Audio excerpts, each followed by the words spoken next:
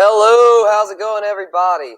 My name is Spencer Urquhart, sports writer for the Acadiana Advocate. We are here live tonight for some Raging Cajuns football. That's right, y'all. The Raging Cajuns, Louisiana's Raging Cajuns, taking on Coastal Carolina, hosting it here in Lafayette at Cajun Field. Should be a great contest.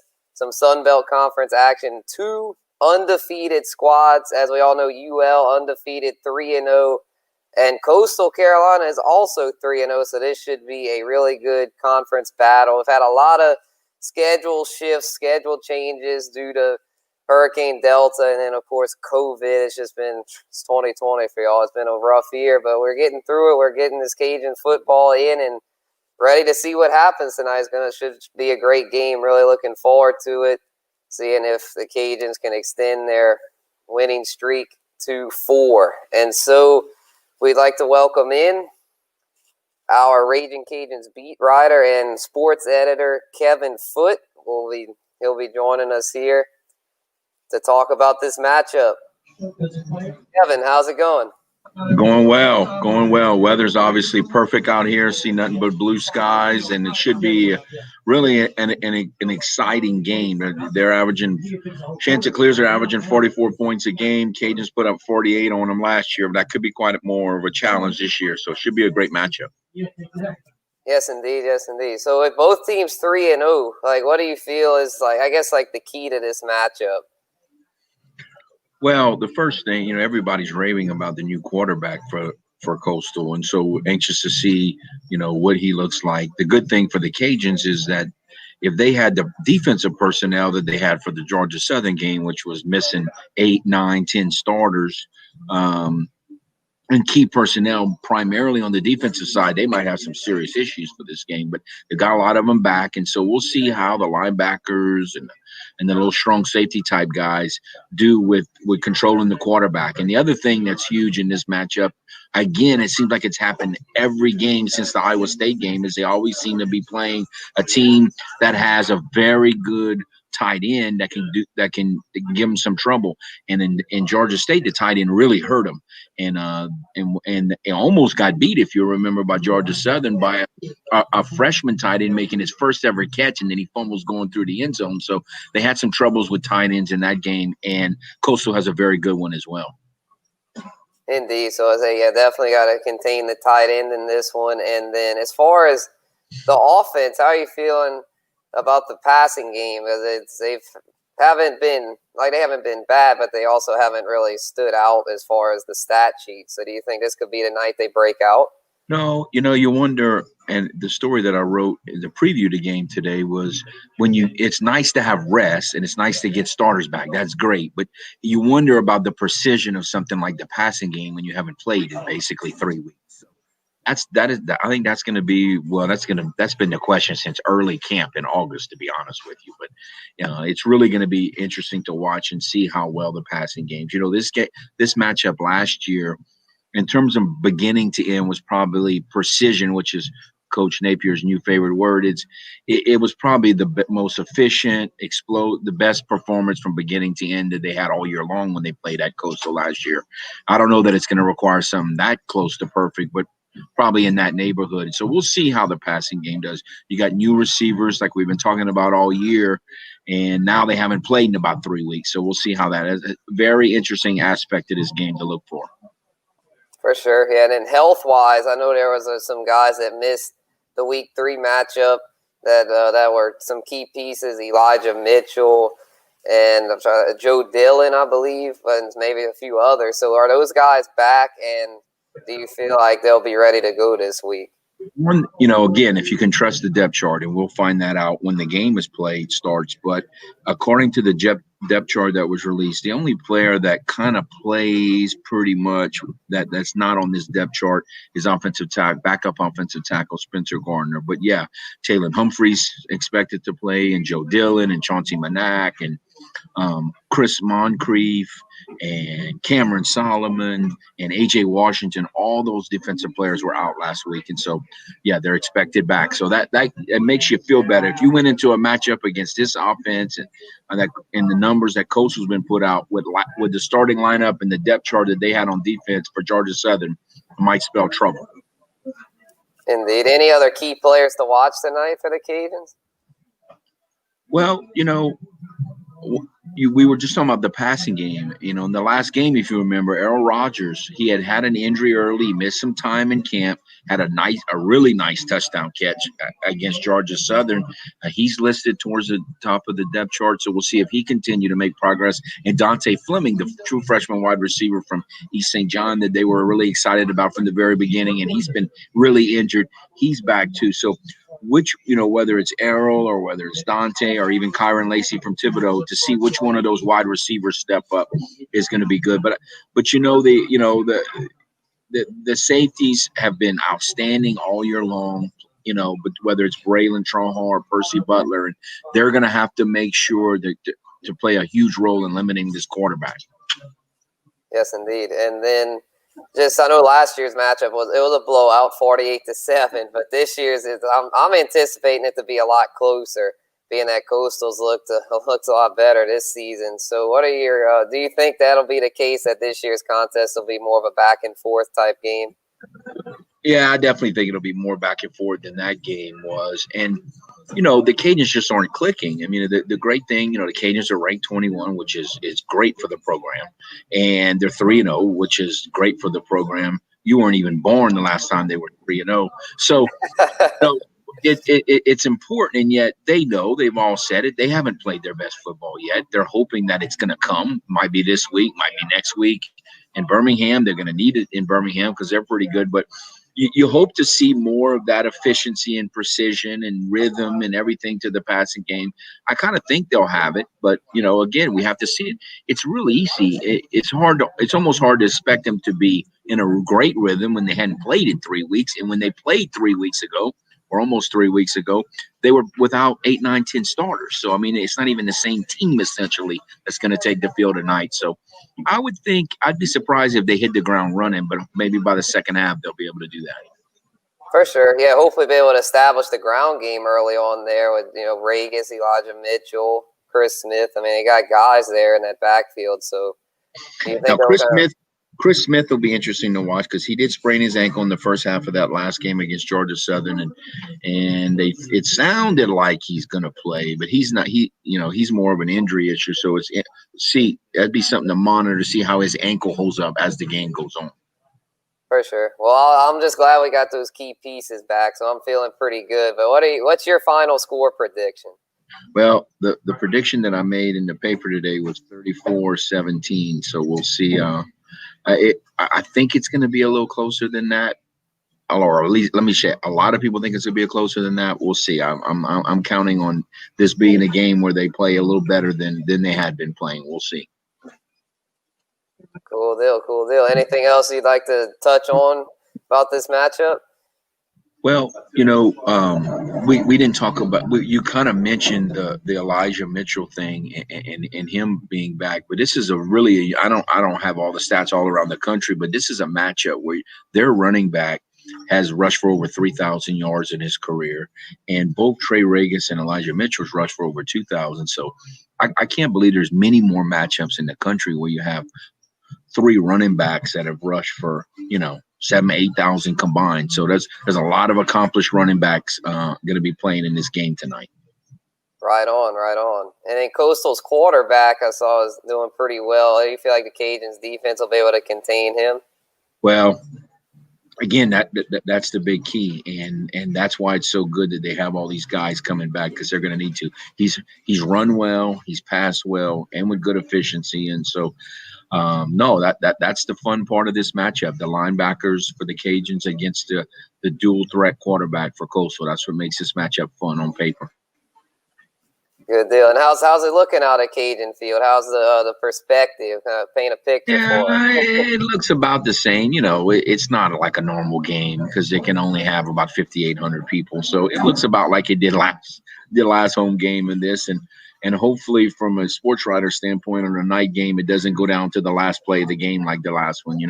We like Right. games to be decided, especially night games, a little earlier than the last play. But I'm sure the fans would love it. Another thriller.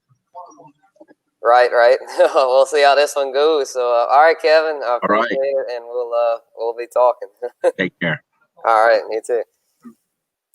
All right, appreciate Kevin hopping on there he's got the best seat in the house there at Cajun Field, and so we'd really like to shout out our sponsor, the CLB, the community bank, Lafayette's newest community bank, and joining us next will be a CLB, a big UL fan. His name is Andre Higginbotham. He's going to be hopping on the live with us, and I see he's got his UL gear in the background. Andre, how's it going, man? Good, Spencer. Good. Yeah, I'm actually at the office right now. I had a late meeting over right next to Cajun Field at the Light Center, so I was able to see some of that crowd that Kevin was talking about. Looked pretty hopping out there, so I came back to the office to jump on here. And yeah, as you can see, I got a lot of UL gear in my office. Yes, sir. Right on. So yeah, man, I know you're a big Cajuns fan. Just how are you feeling about being nationally ranked? We're ranked up there in the top 25. Just how's that feel?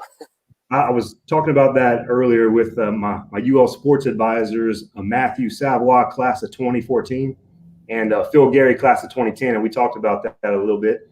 And as a fan, it's exciting to be nationally ranked, and we're going to have to win some of the games that we're supposed to win, and then win them convincingly if we're going to stay ranked.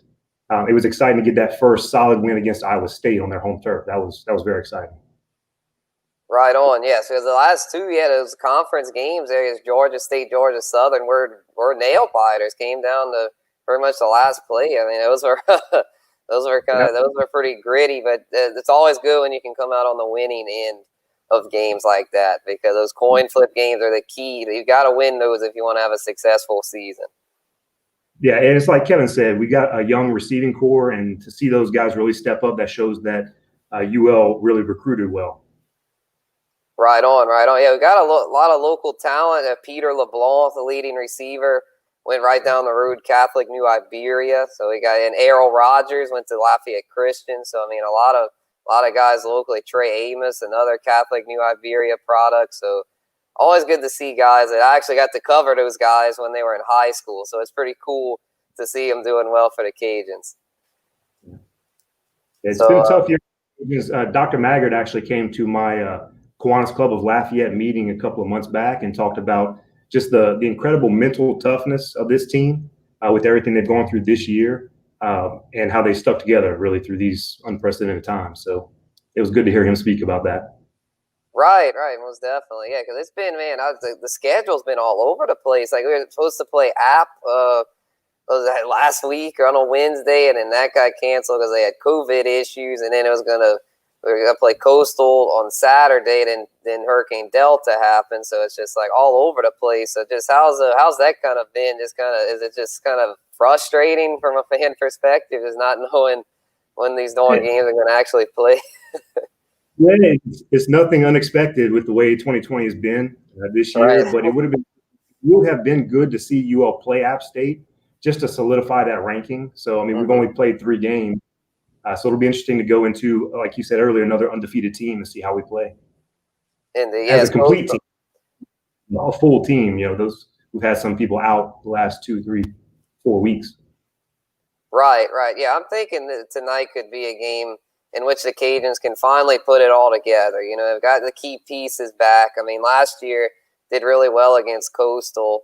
So, I mean, I think they seem to kind of know what's up with their defense. But you never know. I mean, that's the beauty of football. Everything changes from year to year.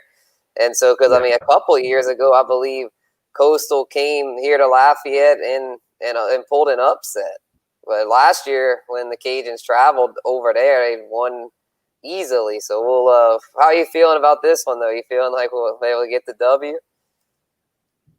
Yeah, absolutely. Always pulling for that. And Kevin mentioned he thinks it might not be as close as other people think. I mean, 2 undefeated teams with, like he mentioned, that running back, with all the yardages he's had, it might be closer than we want it to be, especially for a Wednesday night game like Kevin doesn't want it to be.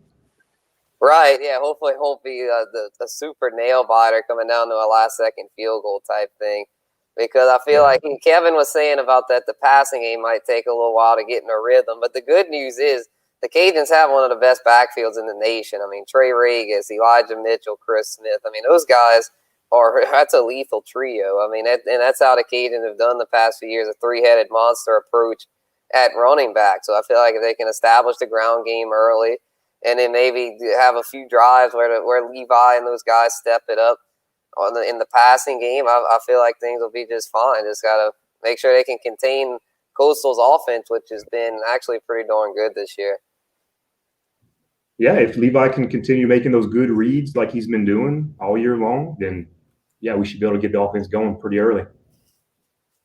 Yes, indeed. Yes, sir. Yeah, because Coastal had some good wins. Their QB's been playing well, but I feel like a key be the return of Joe Dillon, outside linebacker, who was out the previous game. But I feel like his return, along with just the defense coming together as a whole, should play in the Cajuns' favor. But it's going to be a tough test, though. I mean, this is two undefeated teams, Sun Belt Conference matchup. Yeah. So, well, good deal. All right, Andre, anything else you'd like to add about the matchup or the bank?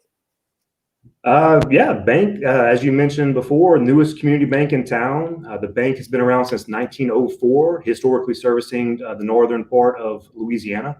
Recently opened a location here on the corner of Johnson and South College in the South College Center.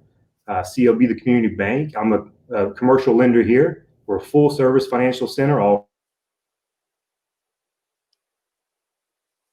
offering anything that needs help. There you go. There you go. Could you maybe say the end, the last little bit there? Because it seemed like you broke up a little bit. Oh, yeah, I'm just saying we're on the corner of Johnson and South College in the South College Center, and we're a community bank. I'm a vice president of commercial lending. We've got branch manager here. We've got mortgage lending. Anything a community bank can offer the public, we can help with. Awesome, man. Awesome. Heard you loud and clear that time. Great. So, all right, I'll give you my final score prediction. I'm going to say Cajuns 35, Coastal 24. I like it. I like that. Okay, yeah, because I'm thinking at halftime it'll be pretty close. I'm thinking it'll be my halftime. I think is prediction. I think it'll be about 21-17 type thing. But then I think the second half, in which the Cajuns, looking at the stats earlier, the Cajuns in the fourth quarter they've always lived up to that fourth quarter pressure this year. They are outscoring their opponents big time in the fourth quarter. So I think that trend continues tonight. I agree. Awesome. All right, Andre, I appreciate you hopping on. And thanks for having me, Spencer. I appreciate the time. Yeah, no problem, man. Y'all go check it out. CLB, the community bank, Lafayette's newest community bank. All right, appreciate Andre coming on there. And so, yeah, anybody that would like to give their perspective, feel free to type it in the comments, and let's see if we have any. So if y'all have any, don't be shy. Drop the comments in. If y'all have any thoughts on the matchup, drop them in. Let me know what you think. I mean, I'm thinking it should be a good win, but as we all know, the Sun Belt Conference football this year, it's been a different animal. It's been some really good football. I know not as much anymore, but a few years back, people used to kind of talk down on the Sun Belt and say the quality of the football wasn't that good and stuff. But it's really picked up here in recent seasons. And so we got one from Kara. Go Cajuns. Yes, indeed. Right on. Yes, indeed. All right. So, yeah, I think it'll be – I mean, I'm feeling pretty good about it. Kevin gave his perspective. He's feeling good as well. Andre there feeling good. So you just got to hope they can keep keep the train rolling there. So that's always the hope. And yes, we sure do. We need some good news. And hopefully it starts at 7, so hopefully around 10 tonight we'll be getting some good news about a Cajuns victory. And it would be their first 4-0 start since, I believe, 1988, which is, yes, Kevin was right. That is definitely before I was born, 10 years before I was born, if I'm being exact. So, yeah, it's It's definitely an unprecedented type deal, and a lot of people, 2020 sucks. So everyone says that, which I mean, it's true. I'm not denying that, but the fact is, the Cajuns have made the best of it. They've made the best of what's been a challenging and unique situation, to say the least, and have parlayed it into a top national ranking and potentially a Sun Belt Conference championship. And so the App State matchup will be on the docket later in the season. It was supposed to be the fourth game, but with that being pushed back, we'll have to take care of business against Coastal. So let's see. Go Cajuns. Hopefully your prediction in favor of Cajuns comes through. Hopefully. So, yeah, I think I said 35, actually. 31-20. Hey, I said 35. I think it's going to be pretty close at halftime. I think their passing game, Coastal's passing game, I mean, it's a threat. So I think they'll get going some early. But I think once the Cajuns adjust and adapt, that's what they've been doing this year, adjusting and adapting at the half. And they've been a second half team this year. There's no doubt. I mean, they have been a dominant team in the fourth quarter. They've actually been outscored by their opponents in the first half slightly. And then in the second half, they've been blowing people away, as if you just count the third and fourth quarter. So, all righty. If y'all don't have any other questions, that's going to wrap it up here for the pregame show. My name's Spencer Urquhart of the Acadiana Advocate, and we are being sponsored by CLB, the community bank, Lafayette's newest community bank. So y'all go check that out. Y'all can also check out Kevin and I's stories on the Acadiana Advocate website. So make sure to go follow us on Twitter and Facebook and all that to get the latest prep sports news and, of course, the latest Raging Cajuns news. So, all right, y'all. Appreciate everyone that tuned in. Hopefully the Cajuns can keep the train rolling tonight. See y'all later.